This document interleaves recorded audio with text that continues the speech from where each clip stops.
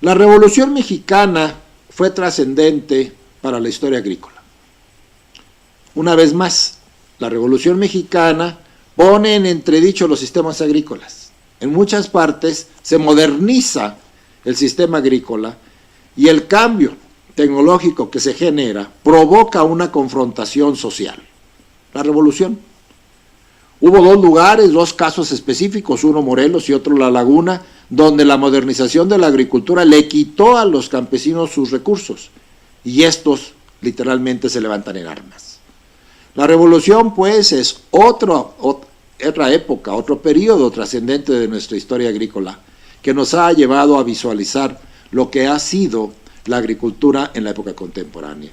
¿Cuál es el elemento trascendente de la revolución? La cambio de política agrícola y cambio de política agraria. Elegido.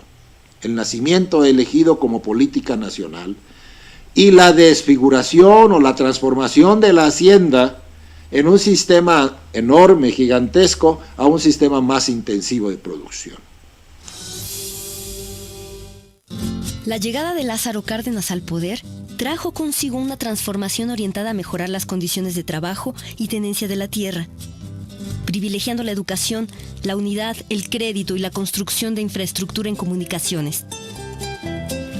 Masivamente yo creo que se llega al fin de la hacienda con la intensificación del programa de reparto agrario, pues esto es muy conocido a partir del plan sexenal de 33 y el sexenio del presidente Lázaro Cárdenas. Este es el fin de la hacienda como institución, como presencia real en el campo mexicano.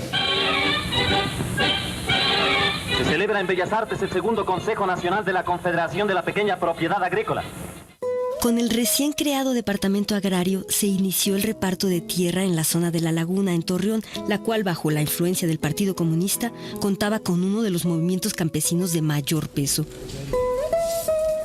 Hasta entonces, la zona lagunera estaba controlada en gran parte por 3 empresas extranjeras. Aunque hubo intentos de negociación, Cárdenas finalmente decidió expropiar los terrenos y dividirlos entre los campesinos. Tras lo que Cárdenas consideraba un éxito, se implementaron nuevas formas de ejido colectivo como la repartición de tierras. Y aunque el reparto era una realidad, sus resultados no fueron necesariamente los esperados. Grandes grupos lograron mantenerse al margen del cambio.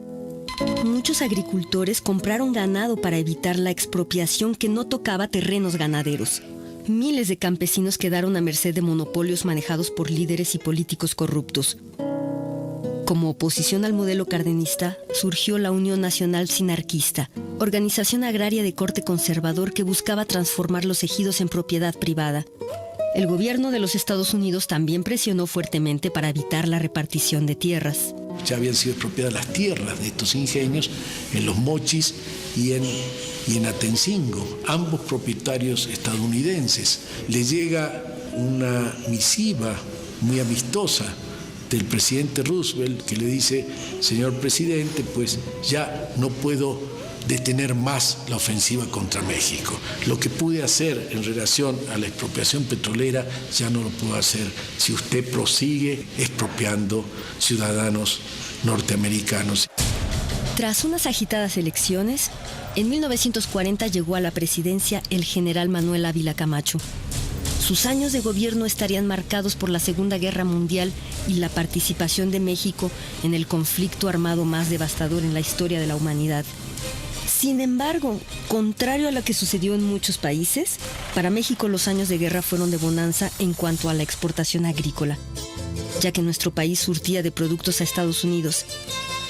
En este contexto de estabilidad económica, el gobierno de Ávila Camacho destinó grandes recursos para sustituir el modelo socialista promovido por Cárdenas y cambiar lo que el presidente llamó el vetusto arado de palo por maquinaria moderna.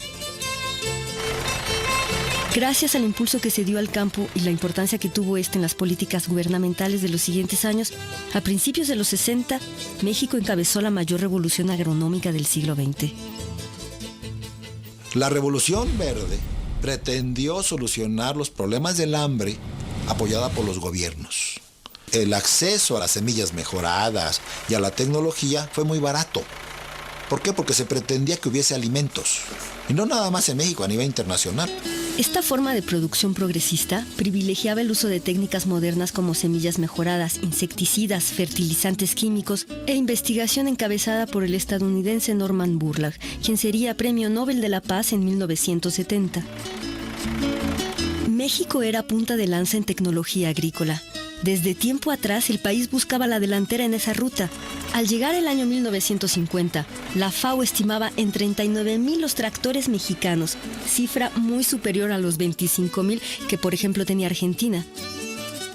El fenómeno de industrialización, el milagro mexicano de los años 40, 50, 60, pues yo creo que tiene el fundamento en la transferencia de recursos desde el México rural al México urbano, en el sentido de materias primas baratas, alimentos o bienes salarios provenientes del campo que hacen posible este proceso de industrialización.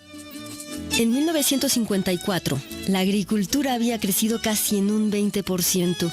La disponibilidad de los recursos agrícolas modificó las costumbres de la población urbana.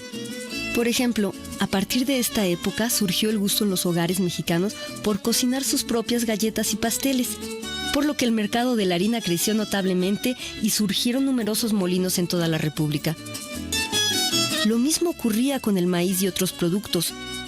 La oferta superaba la demanda y México había logrado por fin la anhelada autosuficiencia alimentaria.